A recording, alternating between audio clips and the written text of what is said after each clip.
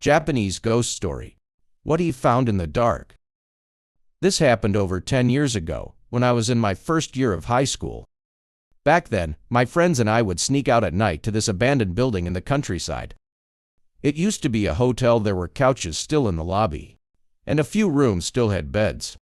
We'd bring flashlights, smoke, drink, and hang out in the lobby after dark. One rainy evening, 5 of us were there. After a couple hours, it started drizzling outside. My friend Shiru asked, "Where can I take a piss?"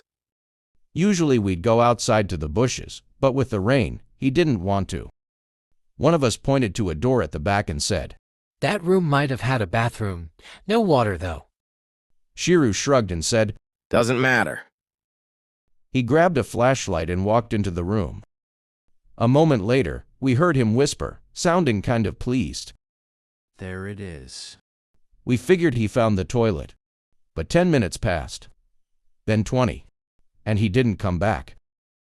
One of us went to check. He came out pale and said, "He's not in there." We all went in. It was just an empty room. No bathroom, no windows, no other doors. You could see the whole place at a glance, nowhere to hide. We searched everywhere, under the table, inside the closet, but Shiru was gone. And he had one of the only 2 flashlights. We were terrified. No one said a word. We just ran. Shiru never came back. His home life was messy, so no one filed a report. He just vanished. And we never went back to that building again. Years later, I met one of the guys from that night. We got coffee, and somehow the topic came up. He told me he eventually heard from an upperclassman why the hotel was abandoned. Too many guests had disappeared.